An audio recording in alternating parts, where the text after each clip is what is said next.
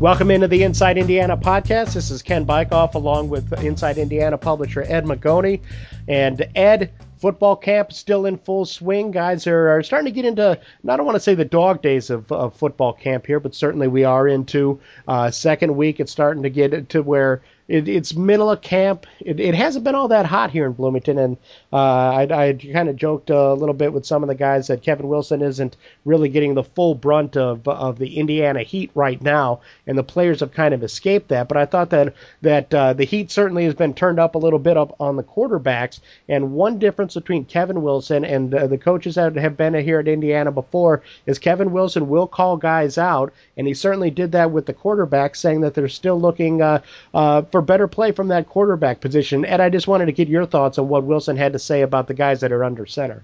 Well, I think it's to be expected to some degree that these guys are still grasping the new offensive scheme, the new playbook, the new language. I mean, it's like I think Rod Smith compared it to speaking. You speak fluent English and you're in China and you're trying to speak fluent Chinese, and it just eventually it'll click, and the guys will start to they'll react instead of think, and then execute the play.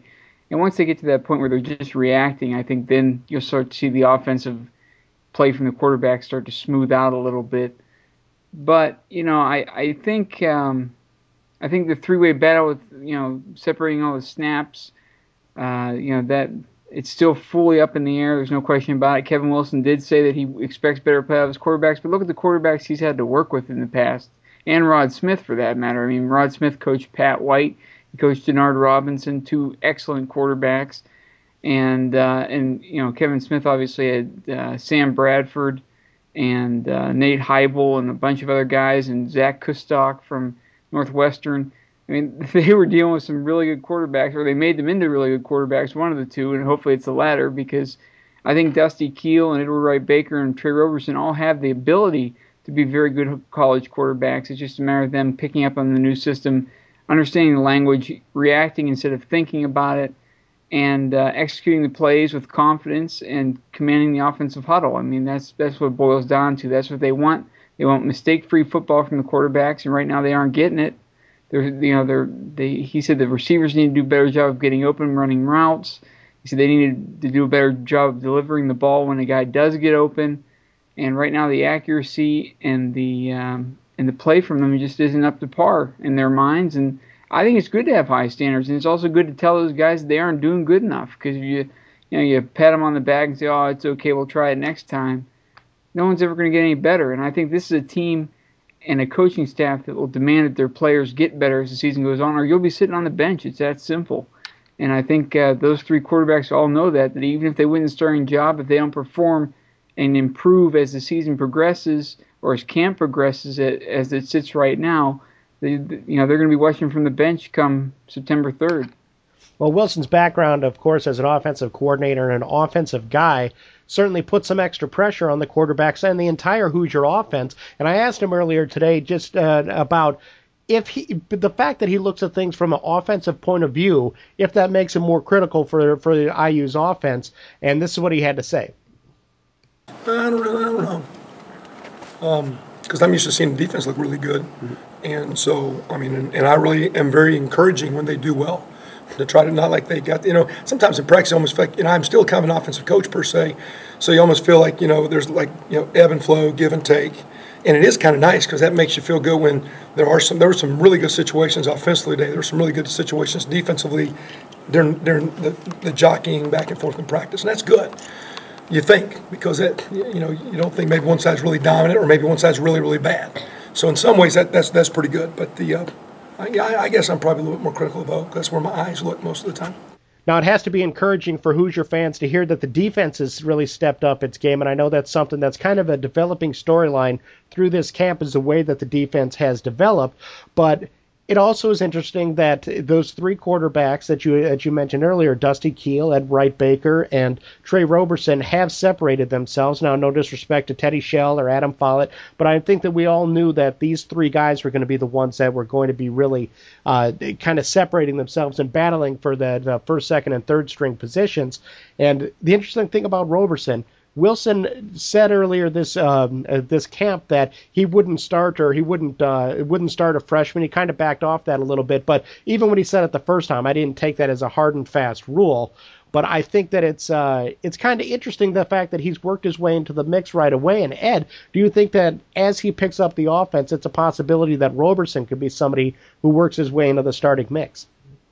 Well, based on what we saw the other day, Ken, I don't think he's any, he didn't throw the ball any worse than Dusty Keel or Edward Wright Baker.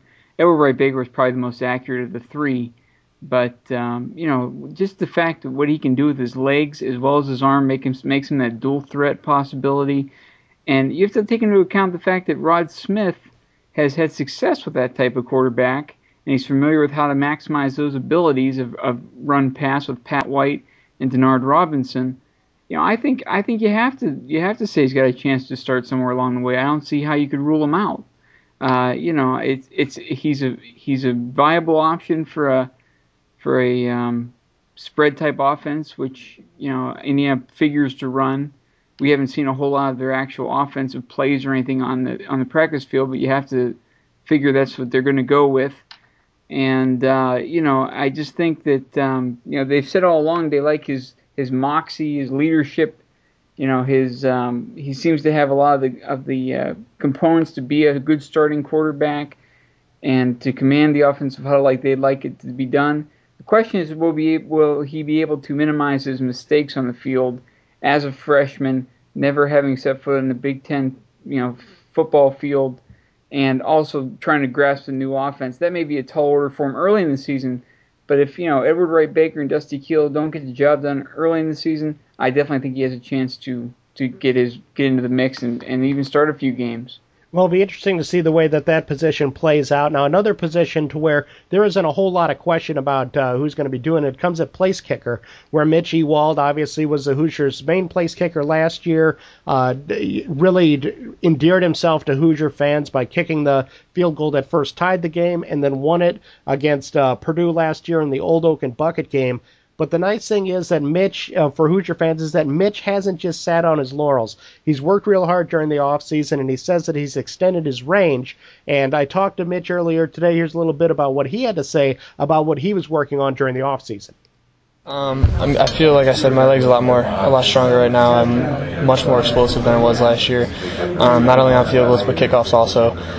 Most of my kickoffs are going down within the 5 to the goal line most of the time.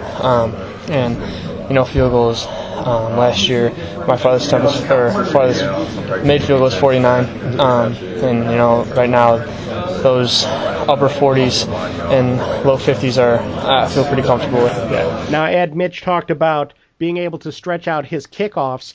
I know that Coach Wilson and the special teams coordinator, Coach Hagan, Mark Hagan, has talked about using Nick Freeland as a kickoff guy and using Ewald more as a place kicker. But if Ewald can be a guy that continues to stretch out, make his legs stronger, how much do you think that's going to help the Hoosiers in the long run? Well, there's no question a kicker who can put the ball consistently in the end zone on kickoffs is invaluable.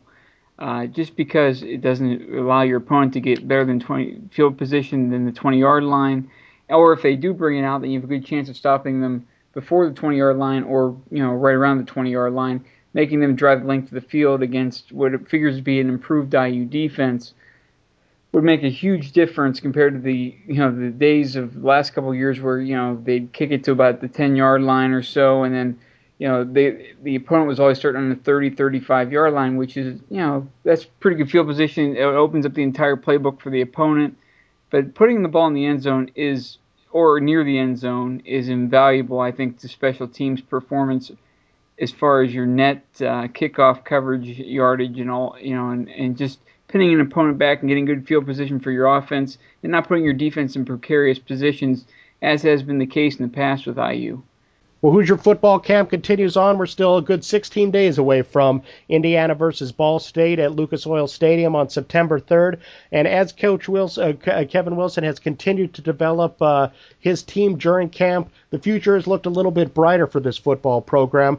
Also looking bright right now is the IU baseball and softball programs, who got some big news when the IU Board of Trustees approved a new baseball and softball complex. Now, this is something that had been brought up originally in 2005 and was promised.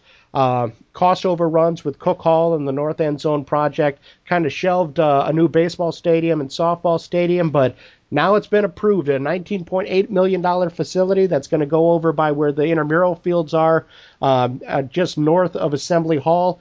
And the impact of having a new stadium and being able to really add that to the mix, with considering the job that Tracy Smith has already done with the antiquated facility over at Sembauer. Well, obviously the state of Indiana produces some pretty decent baseball talent, and for years, IU baseball has watched some of the best players in the state leave the state and play for other programs that had better facilities. And certainly, we've seen the impact on basketball. We've seen the impact on football from what the new facilities have equaled the playing field for those coaches. I think it's going to do the exact same thing for Tracy Smith. I mean, I think he's already done a good job of keeping some of the better in-state players in-state and coming to Indiana. And now with the new facility, or the promise of the new facility, it's just going to snowball even more so. And I think he's going to be able to get a lot better players, keep the best in-state kids coming to Bloomington, and I think it's going to be just a huge boost for the team, as well as it figures to be a little bit more fan friendly with the extra parking, and certainly Sembauer was an archaic facility, and now Indiana's going to have a brand new facility to play in. People are going to want to come out and watch them more. You get better attendance. And college baseball, I don't really think a lot of people realize it, is one of the fastest growing sports for attendance, and it's it could ultimately be a revenue producing sport for Indiana, which would be fantastic. And certainly you had to invest a little bit of money to make some money, but that's what Indiana's doing, and I think it's a long time coming, but it's well deserved. Well, and what people have to realize and understand is what Tracy Smith left from Miami of Ohio. He left a brand new stadium at Miami of Ohio to come over and coach the Hoosiers, and he was promised a new facility.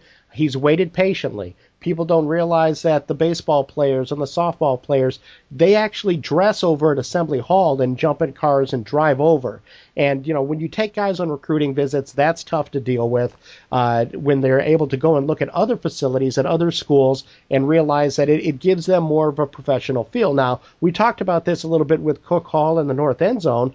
Yeah, we're talking about bells and whistles a little bit when it comes to that kind of thing. But when you're talking about dealing with 16, 17, 18-year-old kids, it's important for them to have those bells and whistles to come and help your program. Plus, this is also something to where you could draw more baseball tournaments. You just have a lot more events there, and it's a positive thing for Bloomington as well. And like you said, it could help generate some revenue along the way. So I just really think it's going to be a huge positive. And I know that if Tracy Smith gets his way, there's going to be basically a artificial turf field to it, and that allows Indiana to start practicing a little bit earlier. They're the southernmost school in the Big Ten, but they don't really get the benefit because of how wet the weather is and the tough drainage over at Sembauer. Although it's been improved over the years, it isn't the greatest, and it has really delayed Indiana's ability to practice outside and develop their team that way. And I think it's going to be a huge positive with that.